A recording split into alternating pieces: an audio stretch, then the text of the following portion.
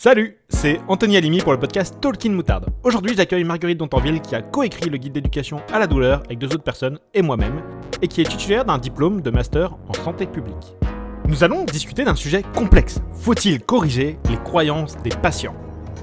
Dans ces 3 épisodes, nous allons parler de relations de soins, de consentement, de réflexes correcteurs et évidemment de croyances. Bonne écoute.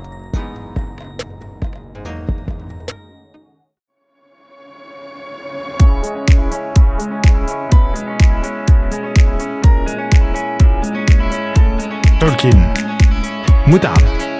La kiné épicée. Je me présente vite fait comme ça, voilà. Moi, je m'appelle Anthony Alimi. Je suis kiné à Dijon. Je suis formateur sur le domaine de la douleur. Du coup, ce soir, on a prévu de faire un live sur faut-il corriger les croyances des patients. Et je propose que du coup, tu te présentes, Marguerite. Bonsoir à tous, bonsoir à toutes. Merci Anthony pour ton invitation. Je suis contente d'être là. Donc, je m'appelle Marguerite Dontanville. Je suis kiné depuis 5 ans. Je suis diplômée d'un IFMK parisien. Et après mes études de kiné, j'ai refait un master de santé publique que je viens de terminer. Donc, un master 1 puis un master 2 que j'ai fini en septembre 2024. J'ai travaillé un peu dans des institutions de santé. J'ai passé 1 an à l'Agence régionale de santé à Bordeaux.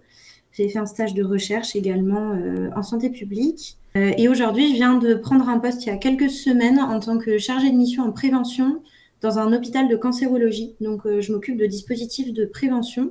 Donc là, actuellement, je ne suis pas dans un travail de soins, mais j'ai exercé la pratique clinique kiné pendant 4 ans. Du coup, ce que je te propose, c'est qu'on commence par un truc tout bête. On va parler un petit peu des croyances vite fait. Ce que je vais faire, c'est que je vais changer de scène. Tac, on se met sur le contenu. Donc l'idée, c'est qu'on sait qu'il y a différentes croyances qui peuvent être associées avec du coup le risque d'avoir des douleurs chroniques qui sont plus sévères que les autres. Donc par exemple, on sait que du coup les gens qui répondent au Back Belief Questionnaire, donc le Back Belief Questionnaire, c'est celui-ci. Donc hop, on va regarder l'image en plus grand. Donc c'est des gens qui disent il n'y a pas vraiment de traitement pour les douleurs de dos.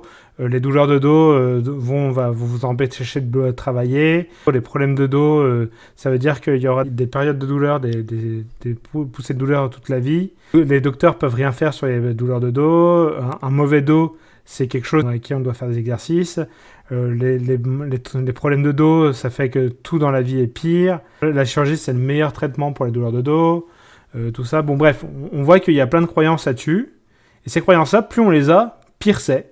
Et on sait que il y a quand on améliore ces croyances-là, on a tendance à améliorer la sévérité des douleurs.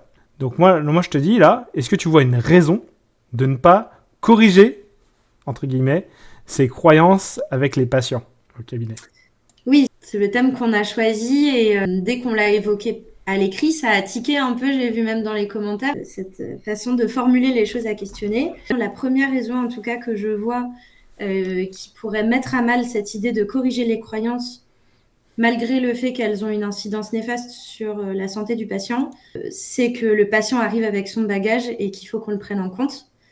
Et cette notion-là, elle est liée de manière directe à l'information éclairée qu'on donne aux patients et donc à sa capacité à nous donner un consentement. Pourquoi le consentement ? Je peux peut-être me permettre de le définir pour commencer, pour qu'on ait quelques éléments. Le consentement, c'est un mot je pense qu'on emploie beaucoup et qu'on entend de plus en plus ces dernières années, qui revient de plus en plus dans la relation thérapeutique, mais qu'on entend même dans le débat courant de plus en plus. Il faut savoir que le consentement dans le soin, c'est quand même une notion qui, à l'échelle de l'histoire de la santé et de la médecine, finalement, est assez récente. Simplement parce que le rapport en termes de relation thérapeutique entre le soignant et son patient, il a longtemps été, il est parfois toujours, malheureusement, très directif. Historiquement, c'était ce qu'on appelait, en fait, ce qu'on peut toujours appeler le modèle biomédical, très vertical, dans le sens où le médecin est le sachant, le médecin dispose de l'information et le patient écoute cette information qui lui vient directement et n'a pas forcément de capacité à répondre et à donner son avis.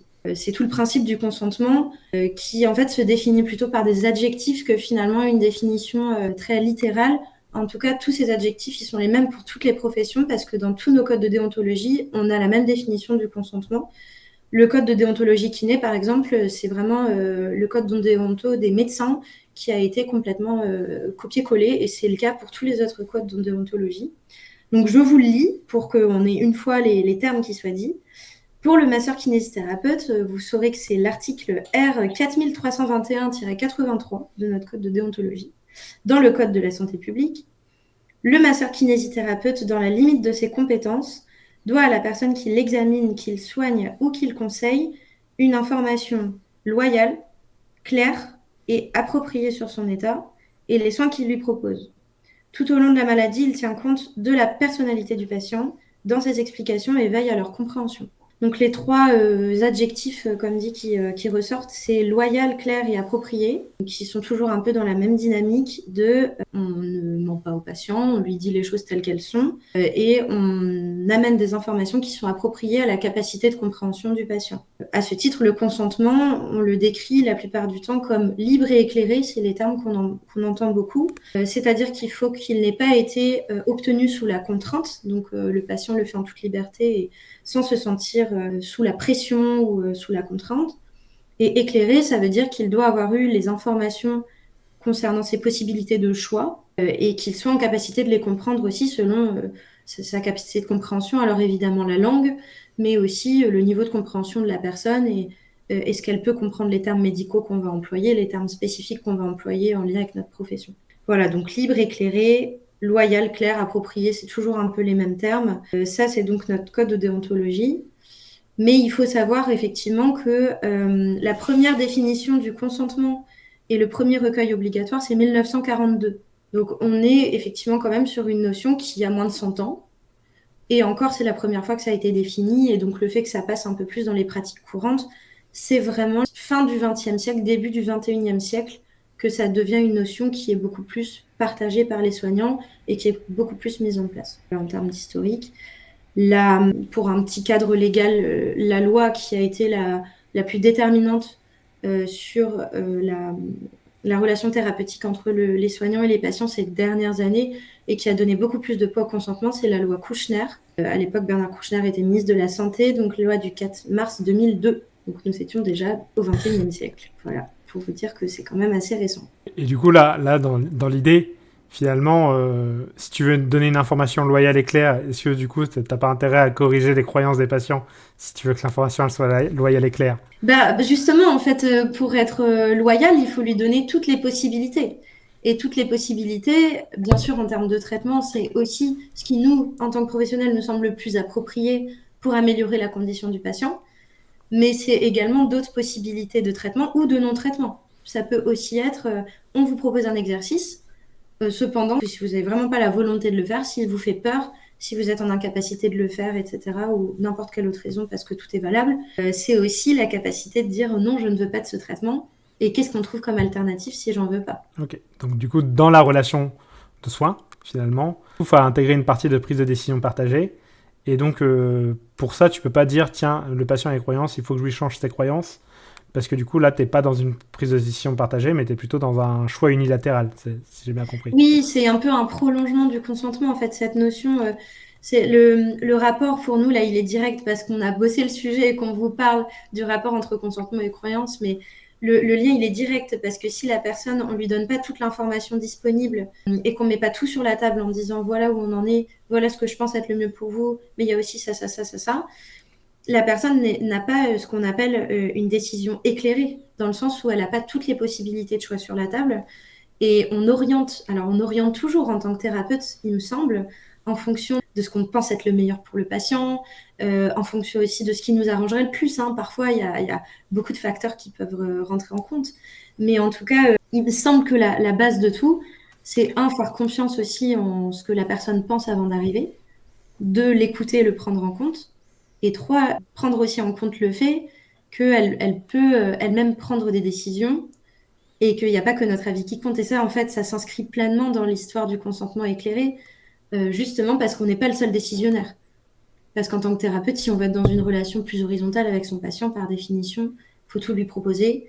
Et donc, il faut aussi écouter ce qu'il a à dire et pouvoir le prendre en compte. Peut-être horizontal précise que du coup, c'est pas qu'on est allongé, c'est juste que... C'est pas une psychothérapie, la relation horizontale.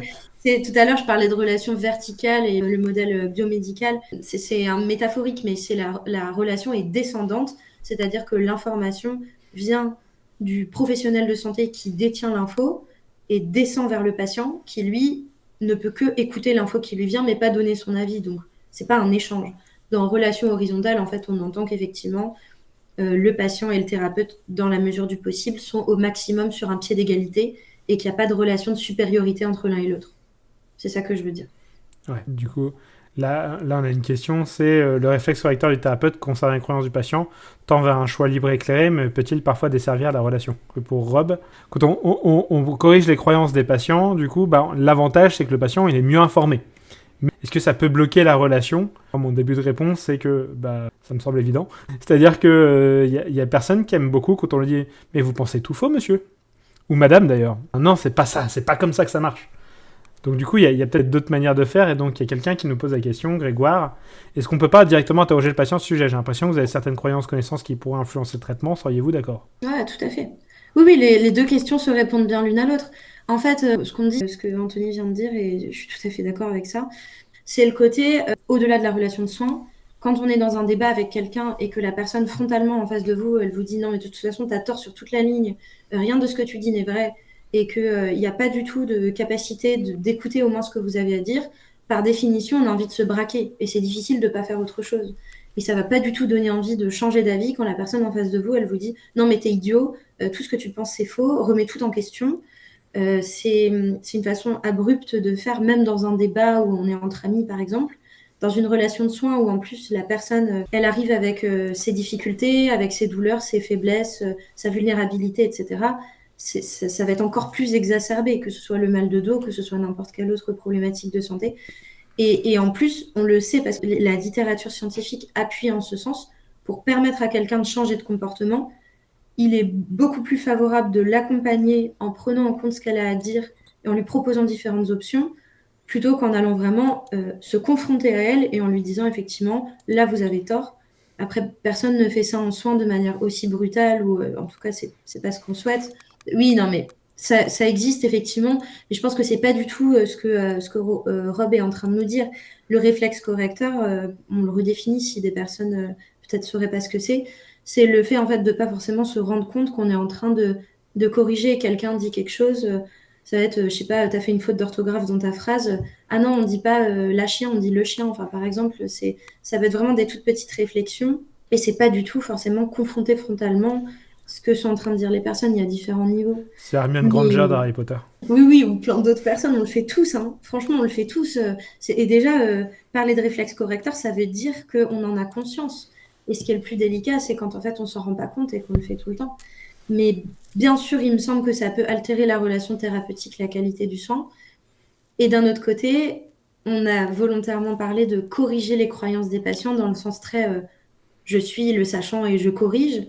On n'est pas en train de dire qu'il faut jamais remettre en question les croyances des personnes. Il y a une question de comment on le fait. Il y a, justement, comment tu proposes d'aborder le sujet de ces croyances avec le patient? Question de Lucille sur Twitch. Comment on propose d'aborder le sujet? Eh ben, je pense qu'on a déjà un début de réponse par la remarque de Grégoire qui est intéressante. Est-ce qu'on ne peut pas directement interroger le patient à ce sujet? J'ai l'impression que vous avez ci, ça, que vous savez ci, ça. Est-ce qu'on pourrait en parler? En fait, là, déjà, cette façon de formuler la question, c'est déjà demander le consentement à la personne. J'ai noté que vous pensez ça sur ce sujet, sur ce traitement. Est-ce que vous seriez OK qu'on en parle? On ouvre la discussion pour commencer à amorcer peut-être le fait qu'on n'est pas tout à fait en accord ou qu'on aimerait remettre en question quelque chose. Mais avant tout, on demande à la personne. Et cette façon de faire, évidemment, elle va aussi permettre une ouverture. Si la personne dit non, est-ce qu'on revient à l'attaque plus tard? Est-ce qu'on attend un peu de laisser décanter? Est-ce qu'on décide de OK, on n'y touche pas pour l'instant, on verra ce qu'on fait plus tard? En tout cas, on respecte si on a un non. Le but, c'est pas de dire est-ce que vous acceptez? Non, on en parle quand même. Parce qu'il y a aussi ça. Mais le fait de demander à la personne, ça permet de la faire élaborer, qu'elle exprime sincèrement, moi je pense ça. Moi je pense que les exercices aggravent ma lombalgie. Ok, j'écoute ce que vous avez à me dire. À partir de là, qu'est-ce qu'on en fait? Ok, est-ce que vous voulez savoir mon point de vue là-dessus? Oui, non, ok. Bon, je vais vous dire en fonction des articles que j'ai pu lire, je vais vous dire en fonction de ma pratique. Chez d'autres patients, j'ai testé ça et ça avait bien fonctionné. Retour d'expérience. J'ai lu dans un article ou dans différents articles scientifiques, pour le coup, qui ont pas mal de poids dans la littérature, que les exercices pour la lombalgie, ça pouvait être aidant. Est-ce que vous souhaitez qu'on essaye? Bon, en tout cas, c'est vraiment des exemples. On part de la lombalgie, ça peut être autre chose, mais il me semble franchement que la remarque déjà de questionner, écouter et ensuite demander est-ce que je peux donner mon avis en retour, elle est un peu différente du réflexe correcteur où la personne dit ouais, les exercices, moi, je pense que ça aggrave ma lombalgie. Ah non, non, pas du tout, c'est pas du tout la même démarche. Comme le DPD Exactement. dans l'entretien motivationnel. Le DDPD, donc c'est demander, demander, partager, demander. C'est bien ça? C'est 3 fois demander, partager. Donc en fait, c'est exactement ce qu'on vient de dire, mais c'est un modèle théorique pour l'exprimer. C'est un outil de l'entretien motivationnel. C'est qu'est-ce que vous pensez de ça? Ok. Est-ce que vous voulez savoir ce que j'en pense? Ok. Bon, moi j'en pense que si, ça, ça, ça, ça. Et ensuite on redemande, je vous ai donné de l'information, qu'en pensez-vous? Est-ce que ça vous fait réfléchir? Est-ce que ça change votre idée de la question? Une des questions que j'aime bien poser, c'est de cette manière-là, c'est j'ai l'impression qu'il y a des informations qu'on vous a pas données. Est-ce que vous auriez envie de les entendre pour que, en fait, on puisse après discuter des meilleurs choix ensemble? Et donc, du coup, les personnes, quand on fait comme ça, elles ont la possibilité de dire non. Après, le problème de faire comme ça, c'est que quand on pose oui ou non comme question, les gens ils disent oui, même quand ils n'ont pas envie. Genre, je donne un exemple, aucun rapport avec la kiné, mais du coup, je pense que tout le monde l'a déjà vécu. Je me souviens, une soirée, là, on était tous les deux, on m'a dit ça te dérange pas d'être le présupposé aux pizzas de la soirée. Donc moi je mettais les pizzas dans le four et du coup comme ça je les servais au fur et à mesure à la chaîne. Et du coup forcément j'ai dit oui. Et pour le coup ça me dérangeait pas. Mais ça aurait pu me déranger et que je dise quand même oui. Parce que si j'avais dit non, du coup j'engage la relation avec la personne, ça peut être un peu compliqué, il y a ce genre de choses. Donc il faut peut-être trouver une autre stratégie pour le faire que juste dire est-ce que ça te dérange pas. Et du coup pour ça c'est un peu compliqué, pour les croyances je veux dire en tout cas, parce que pour pouvoir proposer des options, il faut d'abord expliquer. Et donc si tu expliques, tu fais déjà de l'éducation. Non mais c'est un serpent qui se mord la queue parce que par définition, si la personne ne peut pas avoir un consentement éclairé parce qu'elle n'a pas les infos, en général ça, là on parle pas forcément d'une première séance, mais en tout cas on est dans les premières séances, on est dans les bilans, etc. Comme dit Anthony, la relation thérapeutique, si le patient dès le départ, il dit non, j'ai pas envie de vous entendre, faites-moi un massage, ça commence, ça fait tout de suite très obtus. Et en plus, comment on peut lui demander êtes-vous d'accord, oui, non, si il sait même pas à quoi il est en train de dire oui, finalement. Enfin bon. Donc il y a toujours un moment où il va falloir engager. De toute façon, il va falloir commencer par donner quelque chose, parce que sinon on peut pas commencer. Donc, ça c'est sûr. D'ailleurs, c'est rigolo parce que souvent il y a des gens qui croient que la relation horizontale, c'est le fait de faire un peu à la carte du patient.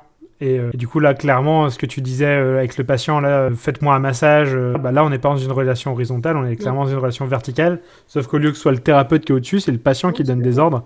Et du coup, c'est pas vraiment une relation de partenariat, là. En EM, il considère que le fait de demander le consentement de la personne, ça l'engage et ça la rend plus active à la prise en charge, il me semble. De toute façon, en fait, ça fait partie de rendre le patient acteur de son soin. Et donc, on en revient toujours à la différence entre cette relation verticale. L'archétype, c'est le patient est dans son lit, le chirurgien passe, bonjour, alors j'ai fait ci, ça, ça, ça, ça, ça, ça, avec ses 6 internes autour. Et le patient, pour le coup, allongé physiquement dans son lit, le chir debout devant lui. Je vous dis ci, je vous dis ça, le patient n'a rien à dire et c'est fini. Par définition, à partir du moment où on engage la personne à donner un avis, on écoute sa parole et on fait aussi en fonction de ce qu'elle veut, de ce qu'elle veut pas, il me semble que évidemment le patient va être plus proactif dans la relation et va plus oser s'exprimer pour dire ce qui va pas, que dans la situation que je viens d'évoquer juste avant où de toute façon il a même pas le droit à la parole.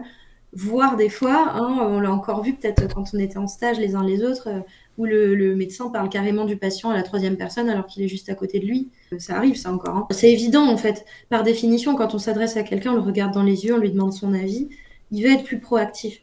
Mais il y a aussi, et ça effectivement c'est également l'un des principes de la promotion de la santé à l'échelle d'un groupe, mais c'est aussi valable dans la relation de soins individuelle, engager les personnes à donner leur avis, c'est aussi les responsabiliser pour que derrière, s'il y a quelque chose qui a fonctionné, c'est une réussite pour les deux parties, le soignant et le patient. S'il y a quelque chose qui n'a pas fonctionné, en fait, c'est pas le soignant qui a mal fait. Mais on a pris une décision ensemble et cette décision, elle a amené à ce que ça marche ou que ça marche pas. Ok, on va tester autre chose, mais on s'implique tous les deux. Le patient, il est passif aussi si on le rend passif. Alors bien sûr, il vient aussi avec ses attentes. Mais par définition, je pense qu'on peut avoir un patient, tu fais coucou. Ouais, on me dit coucou sur Twitch, on me dit Ken Bier, et on me pose la question aussi, live qui dérape sur le consentement du thérapeute, pour interrogation. Et du coup, je pense qu'il faut qu'on réponde à ça. Très bien. Et Rob qui nous dit, j'ai déjà eu cette remarque de la part de formateurs. Relation horizontale, faire ce que veut le patient, que répondre? Alors du coup, déjà, je réponds sur... Oui, c'est un live qui dérape sur le consentement du thérapeute, ça faisait partie de la description, et pour une bonne raison, c'est que on peut pas envisager la question de est-ce qu'il faut corriger les croyances des patients sans déjà au moins parler de la relation de soins. Et donc du coup, dans la relation de soins, il y a plusieurs choses. Donc le consentement, la prise de décision partagée, le consentement libre et éclairé, ça en fait clairement partie. Donc faut qu'on l'aborde au moins au début et une grosse partie, je pense, du live. Et du coup, Rob, il te demandait, j'ai déjà eu cette remarque de la part de formateur relation horizontale, faire ce que veut le patient. Que répondre? Tu réponds quoi toi à ça? C'est ce qu'on vient de dire à l'instant, dans le sens où moi, il me semble aussi que à partir du moment où on considère que le patient est expert de son problème de santé, son corps et de son avis aussi, et son histoire de maladie, son histoire de vie et tout, le thérapeute a quand même une plus-value. Sinon, le patient, il se soignerait tout seul. Le thérapeute, il a la plus-value d'avoir des connaissances scientifiques et professionnelles sur des possibilités de traitement de la pathologie pour lequel le patient consulte. Donc, par définition, un patient qui arrive avec l'ordonnance du médecin en disant « Moi, on m'a prescrit 10 séances de massage, je ne veux que du massage, que j'ai un AVC, un Parkinson, une lombalgie ou une entorse de cheville », en fait, c'est pas ce que j'appelle une relation horizontale, dans le sens où le praticien va choisir son traitement pour répondre à la problématique de santé du patient. Donc, si le patient arrive avec une demande de traitement et non pas une demande de bilan et d'expertise, dans ce cas-là, on n'a pas besoin d'un professionnel de santé.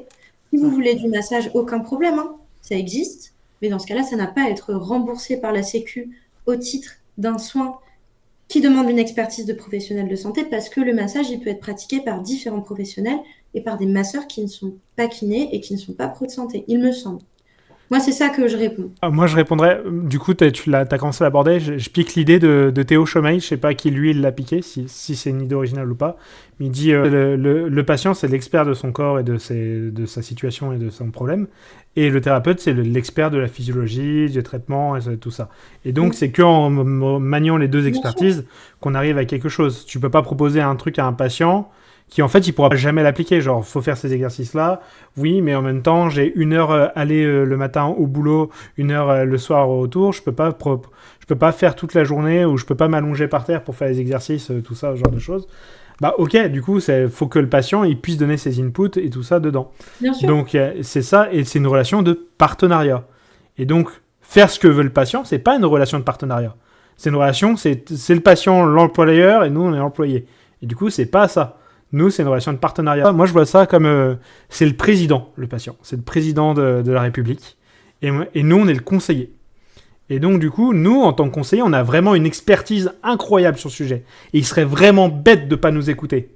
Mais n'empêche que c'est lui qui doit prendre les décisions, parce qu'il y a peut-être d'autres informations que nous, on n'a pas, parce que nous, on n'a que notre champ d'expertise. Et donc, c'est lui qui doit prendre les décisions sur son corps, sur sa vie, parce que c'est lui le président. Et donc, voilà comment je vois les choses. Et donc, c'est pas une question de... faut faire ce qu'il veut. Oui, et la métaphore est pertinente dans le sens où, à la fin, vu que, quand même, en rééducation, en kiné, ce qu'on attend, c'est le changement de comportement, la plupart du temps. C'est-à-dire, on veut que le patient fasse un exo parce qu'on est sûr que cet exo va l'aider. On veut que le patient applique tel conseil qu'on lui a donné parce qu'on pense que ça va l'aider à se soigner, à guérir sa douleur, à gérer sa maladie. À la fin, c'est le patient qui décide. C'est-à-dire qu'il est avec nous une demi-heure, 1 heure et demie au cabinet, disons qu'il est là 1 heure et demie, 2 fois par semaine, ça fera quand même 3 heures dans sa semaine, qui en fait nombre de plus. Donc malgré toute l'information qu'on aura pu lui donner, tous les conseils qu'on aura pu lui donner, une fois qu'il rentre chez lui, ça reste quand même lui le maître de son comportement, et ce qu'il va faire l'exo qu'on lui a demandé ou pas. C'est pour ça que le président, c'est bien choisi, président conseiller, parce que on peut lui donner toute l'info qu'on veut. Si à côté de l'information qu'on lui donne, ça passe complètement au travers et que finalement, il décide quand même de faire ce qu'il veut et qu'il ne suit pas nos conseils, c'est lui le décisionnaire. Donc, on a tout intérêt à aller dans son sens et à le conseiller au maximum du possible pour qu'il croie en nos conseils et qu'il les applique, parce qu'on sait très bien que c'est ce qui va permettre l'efficacité au maximum du traitement. Après, du coup, je vais avoir une divergence sur toi sur le massage, une légère divergence, hein, mais voilà. Tout à l'heure, tu as dit ça n'a rien à faire avec un professionnel de santé, tout ça. Ah, j'ai pas dit ça du tout. J'ai dit, si le patient veut faire que des exos, il va dans une salle de sport. Okay, ouais. Si le patient veut que du massage, il n'a pas besoin d'un professionnel de santé. La subtilité, c'est que, bien sûr qu'on peut lui faire un massage, on peut lui faire un exo, on peut faire un peu de chaque. Aucun problème. Ce que je dis, c'est que notre expertise, c'est le bilan entre ce pourquoi il vient, ses symptômes, et le choix de traitement qu'on va décider ensemble de faire. L'application du traitement, évidemment, peut être un massage et peut complètement être réalisé par un kiné. En revanche, s'il vient non pas pour un besoin d'expertise kiné, mais pour un massage, là, il n'a pas besoin d'un professionnel de santé pour le faire parce qu'il n'y a pas l'expertise du professionnel de santé. S'il ne veut que l'application du massage, non. S'il veut l'expertise clinique qui permet derrière de dire ah oui, bah là, en fait, je pense qu'un massage serait approprié, bien sûr que oui. Je pense que là, on revient du coup sur les attentes, on boucle avec les croyances. La croyance que le massage, ça peut être nécessaire. Et du coup, j'ai des petits inputs à donner là-dessus et tu me diras ce que tu en penses. Moi, j'ai eu un souci avec une patiente, je me souviens, première année de pratique. Genre, j'avais pas encore 1 an de pratique. J'ai une patiente qui vient me voir et qui voulait absolument du massage. Et du coup, je dis bah non, j'ai refusé. Je dis bah non, écoutez, vu ce que vous avez, je pense vraiment pas que c'est ce qui est le plus pertinent. Donc, vraiment, si vous voulez ça, vous allez ailleurs. Moi, c'est vraiment pas ce que je vais vous proposer. Et du coup, on s'est pris la tête, elle et moi, et vraiment assez mal, de manière assez violente entre guillemets. Hein. C'est-à-dire que au point où la séance d'après, j'ai réfléchi, je me suis excusé. Elle aussi, elle s'est excusée. Elle a dit bon, bah, je veux bien qu'on fasse l'exercice. Et du coup, on a discuté. Et en vrai, moi, j'ai beaucoup eu besoin de réfléchir parce que je te redonne un autre exemple. Il y avait un psychologue comme ça qui a un TDAH, mais pas un TDAH d'Instagram. C'est un psychologue de la sphère sceptique. Et donc, il a un trouble de l'attention, un déficit d'attention, qui est bien diagnostiqué et tout ça, et qui est mal géré. Et donc, il a voulu aller voir un médecin pour pouvoir avoir une prescription. Je ne me rappelle plus quel traitement c'était, mais c'est un traitement qui est montré efficace dans le cadre de TDAH pour améliorer ça.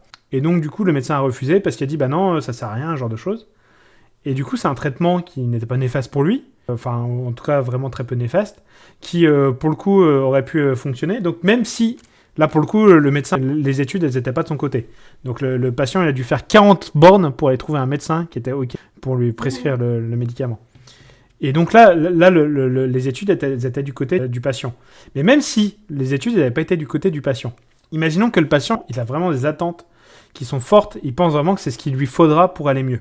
Et que du coup, on lui refuse. Alors que, pour le coup, c'est pas néfaste. On lui fait perdre un peu des chances parce que on sait que les attentes négatives, c'est un fort facteur pronostic d'échec thérapeutique. Et donc, du coup, si le patient il pense que rien ne pourra fonctionner, oui, c'était la Ritaline pour le TDAH. Donc, s'il part avec l'idée que, du coup, le massage, il n'y a que ça qui pourra l'aider, et ben moi, je serais pour qu'on essaye, en fait. Qu'on le dise, bah, écoutez, j'ai bien compris. Je pense que c'est pas le plus pertinent pour vous, mais on saura jamais si on n'essaye pas. En tout cas, je peux comprendre que vous ayez le doute. Donc, du coup, je vous propose, combien de temps vous êtes prêt à essayer ça avant qu'on essaye autre chose, si on voit que ça agit pas. Là, pour le coup, on n'a pas corrigé les croyances du patient.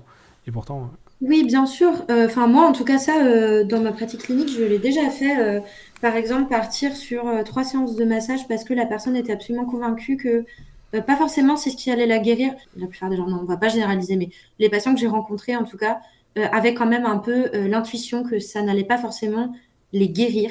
Par contre, il y a quand même plusieurs patients qui arrivent en disant que ce soit le dos, les cervicales ou plein d'autres trucs. J'aimerais vraiment un massage, je me sens vraiment mal, fatiguée, douloureux. Je pense que ça me ferait beaucoup de bien et je me sentirais plus en capacité les fois d'après de suivre les exercices que vous m'avez conseillé de faire. Ça m'est arrivé plusieurs fois de le faire, on a fait un avant-après. La douleur, elle est comment avant-après, les séances et tout. Et ensuite, ok, bah, le contrat c'était ça, on a dit qu'on en faisait 3, on en fait 3. Partant de là, vous êtes ok que je vous propose du coup de faire des exercices que vous referez chez vous. Et puis c'est pareil, on fait 3-4 séances. Au bout de 3-4 séances, vous me dites comment vous allez. Et en fait, ce qui convainc le mieux les gens sans forcément confronter les croyances, c'est l'avant-après, quand ça les aide. Quand leur douleur a vraiment diminué et qu'ils l'ont constaté par eux-mêmes, du coup, ils vont le refaire.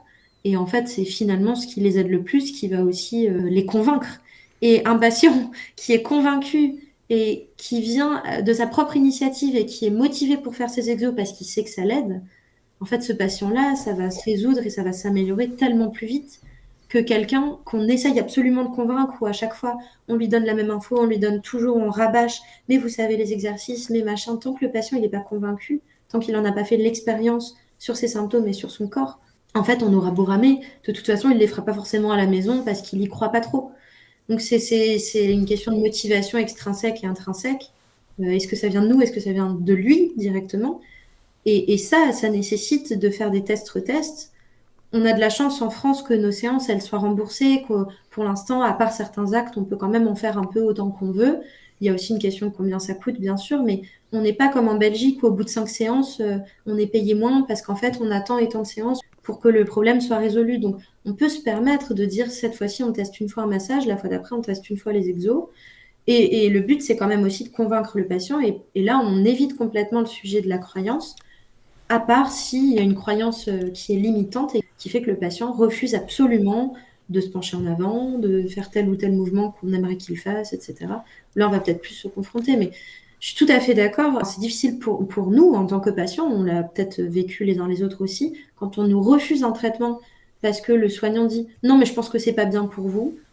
Non, mais de toute façon, ce médicament, il n'est pas donné en France, ou il n'est pas conseillé par la HAS, ou il n'est pas ci, il n'est pas ça, donc je ne vous le donne pas. Je veux ce soin. Ah ben non, vous l'aurez pas parce que j'ai décidé que non. » En fait, c'est comme confronter une croyance en termes d'information. C'est vraiment confronter la personne à « J'aimerais essayer ça. » Eh ben non. Avec moi, vous n'essayerez pas. Et ça, c'est violent pour la personne. Et du coup, ce que tu dis, en fait, en plus, ça montre la verticalité. Imaginons que ce soit un traitement qui soit néfaste. Là, on a dit la Ritaline, ça peut avoir des effets cardiaques.